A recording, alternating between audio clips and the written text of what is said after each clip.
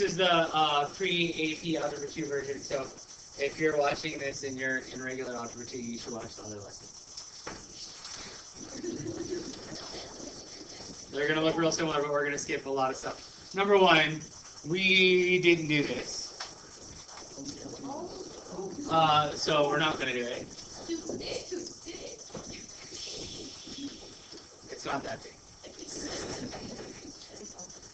Hey, let's match some equivalent values. So, the weirdest one, right, is negative 6 is equal to negative 6 times 10 to the 0 power, right? That's kind of weird. Not sure why you'd want to do that. So we got that one, and we got that one.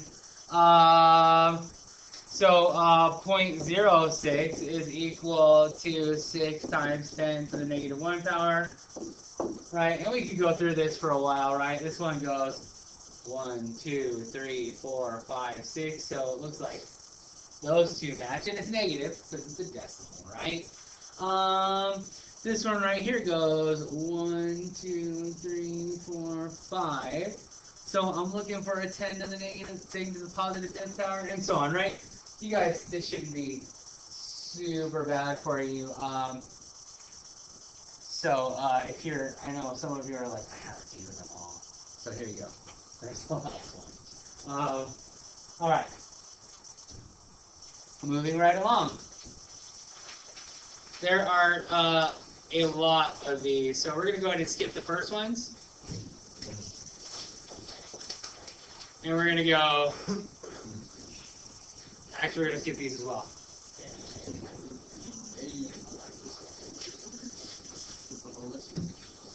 Nope. And really, I feel like teaching you scientific notation is not necessary in a pre-AP class.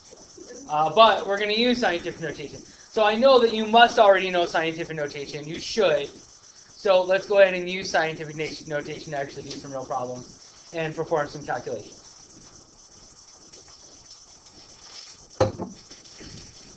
All right. Here we go. We've got some distances. We want our answers in scientific notation, and we're going to be rounding to the nearest tenth. Okay? So that means if I'm going to do the distance from the sun to the earth, that's this guy right here, right? So, in order to do that, I know I need to put a decimal here, right? So it's going to be times 10 to the 1, 2, 3, 4, 5, 6, 7, 8. If I round to the nearest tenth, I get 1.5 times 10 to the 8th power. From the sun to Jupiter, well, first of all, that's going to be 7.8 if I'm rounding to the nearest tenth. And then we're going to go 1, 2, 3, 4, 5, 6, 7, 8, so times 10 to the 8th power as well. And the distance from the sun to Pluto, well, that's this guy. And again, if I'm rounding to the nearest tenth, that's 5.9 times 10 to the 1, 2, 3, 4, 5, 6, 7, 8, 9. Ooh. And let me make these nice and big so you know that those are multiplication points, not decimals. Okay. Well, that was fun. Let's answer some questions. How much farther Jupiter is from the sun than Earth is from the sun? I think they're asking us how much farther is Jupiter from the sun, but we're going to express this in terms of scientific notation. Okay, so Jupiter is farther, right? The Earth is closer, so we're going to subtract Earth from Jupiter, right? So that's going to be 7.8. So 7.8 times 10 to the 8 minus 1.5 times 10 to the 8. And in this case, we can just subtract those coefficients, right? we're going to leave our exponents the same. And when we're doing this, when our exponents are the same there for our powers of 10, it's a lot like if I was saying, imagine if we had 7.8 x to the 8 minus 1.5 x to the 8. Those are like terms, right? So that means my exponent doesn't change, just the coefficients, right? So that would be, 6.3 x to the 8, right? So in the same way, this is 6.3 times 10 to the 8, right? If we're going to subtract. Now, you might be asking yourself, what happens if the exponents are different? We're going to make them the same. And we actually have an example of that right now. Okay, so Jupiter was 7.8 times 10 to the 8. And I forget which units we're dealing with. Are these miles? Kilometers. Kilometers. Fantastic. And we should actually, sorry. We're doing nautical miles or something. They're not much different than real miles. 0.1 difference. And knots as well, like knots, yeah, like for wind speed, it's not that much different until your wind speed gets high, and then it starts to, and then it starts to be. The average nautical speed is like 1.1, right? I think so, yeah. Okay, so this is kilometers. A little side conversation for the video. All right, 5.9 times 10 to the 9th minus, oh my bad, we need to go the other way around. 5.9 times 10 to the 9th minus 7.8 times 10 to the 8th. All right, we got to make these exponents the same if we want to use the idea that I used above, right? Where it's essentially like we have like terms, right? So I have an option. I can either take Pluto's distance and express it as 10 to the 8th, or I can take Jupiter's distance and express it as 10 to the 9th. You're going to do less work if you take your higher exponent and make it lower. If you decrease your highest exponent, you're going to have less to do at the end. Because if you increase the 10 to the 8th to the 10 to the 9th, you're going to have to put it back in scientific notation, because you're going to wind up with a number that has a value in the tens place instead of just having a value in the ones place. So let's actually do it like that for once, just so that you can see why it's better. So let's make this one, let's go ahead and make this 10 to the 9th so that we can combine. Alright, so we have to, when we're doing that, we have to think about it. Which direction did we move where are we counting for our decimal, right? We're counting to the right, right? So we added a value every time we counted to the right. Yeah, so if I increase this, I know decreasing is better, but I just want to show you why it's better for our first one. So if we're going to move our decimal to there, right? And we're going to make this 9 times 10 to the 9th.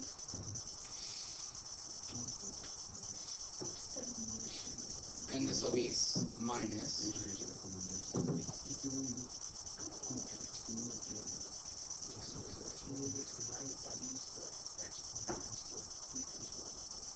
Yeah, we should move it the other way, right? That's right, we're going to increase it.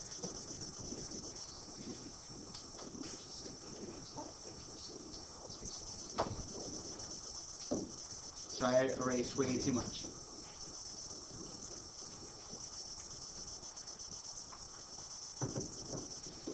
All right, sorry, we're going to move this one. Sorry. We're going to go to the right and decrease this. So this one is going to decrease.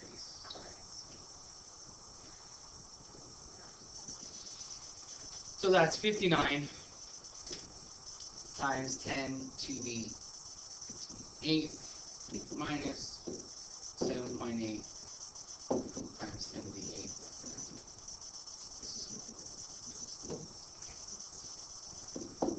So I'm just going to go ahead and subtract 7.8 from 59. So that will be 51.2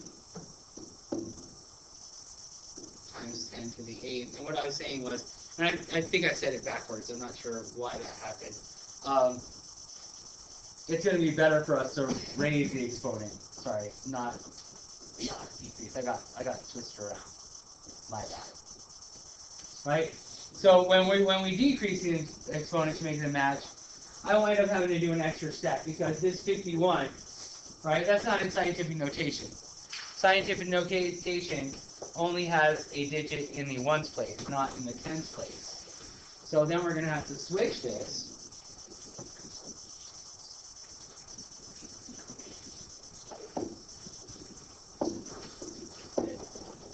And what's that going to be?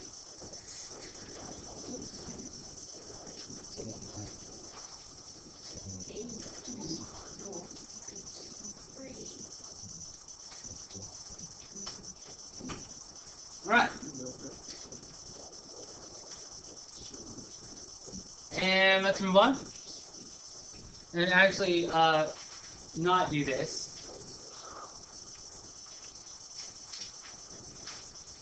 And then actually get down to the nitty-gritty and do some calculations. All right. So here we go. We need to take these and make them the same, right? Yes. So it's going to be better to increase the exponent than decrease it, right? So I'm going to go ahead and take this one and make it 0.24 times 10 to the 21st plus 4.5 times 10 to the 21st. And now you'll see why it's better to bring the exponent up than to bring it down. So it just takes one step away, right? Because I can add these 4.74 times 10 to the 21st. And then I don't have to do that extra step that we did in the last one, which was put it back in the scientific notation.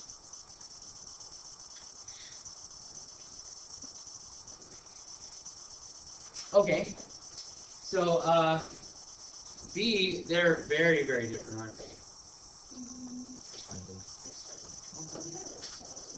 Yeah. Oh, but we're multiplying, sorry. So, I don't know why I didn't see an addition sign. So we're going to write it like this, 7.5. I don't know why I came up with 7.5 suddenly. It's Friday of the first week of the semester, and my brain is...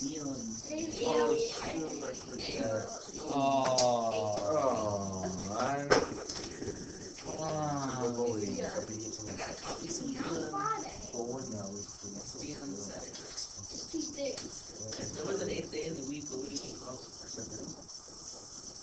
Sunday.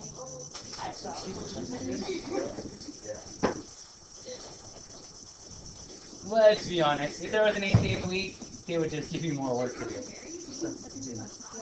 It's 7 times 5. 7 times 5. I'm just rearranging it so that I can write that as 35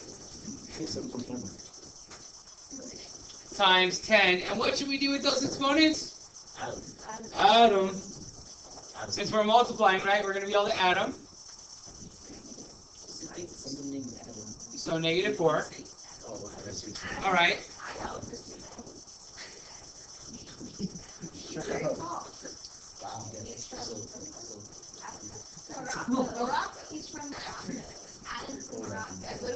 So both of those statements are correct. Oh, yeah. All right. I want that to be 3.5, don't I? What has to happen to that exponent? Now we're going the other way, right? Huh? So it's got to become negative 3.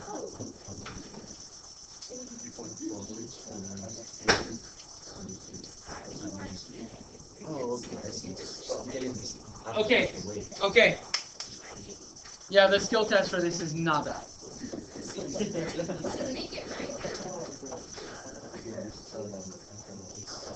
So we have 1.2. And I'm going to just split it up just so that we can see what's going on. So 1.2 over 3 times 10 to the 15th over 10 to the 7th, right? Yes, sir.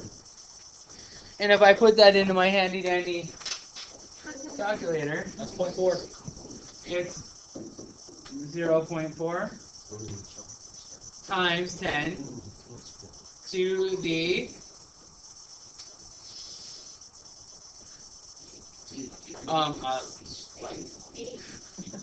really, brain's not working for some weird reason. I'll teach this class. Hey, but I want that to say 4 times 10, right? Yeah. So which way do I move my exponent? Does it increase or decrease?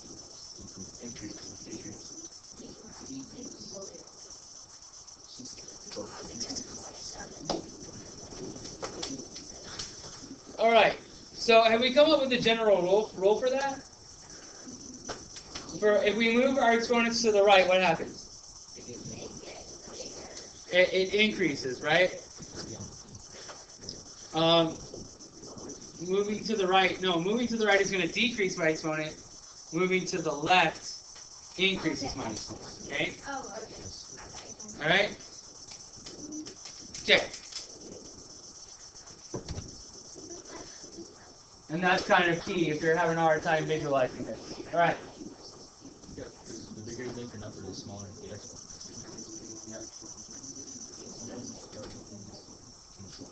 All right. Perform the following calculations. So, what did we say we want to do? We want to bring this down, right? So we're going to make a smaller number, which means we're going to make a smaller exponent. And we need to make it how much smaller? We need to make it 2 decimal places smaller.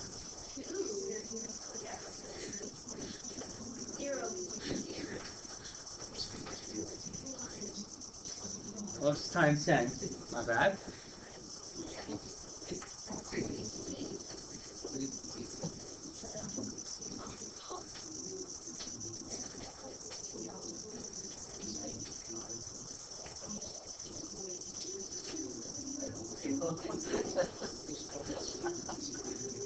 Yeah. Yeah, off my game today. There's the correct way to get it.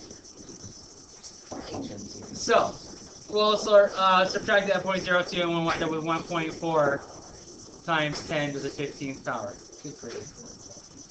All right. So these, I can just multiply my coefficients, right? And then add my exponents. So 3.82 times 10 to the 28th power, right? Yes. I multiply my coefficients, the first number. It wasn't funny maybe. Alright. For this one, I'll divide 1.42 by 2, and I should get 0.71, and then I'm going to subtract my exponent, so negative 5 minus 13 is negative 18.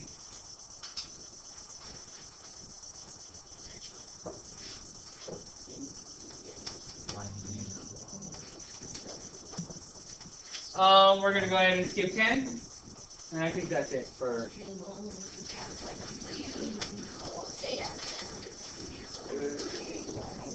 Oh.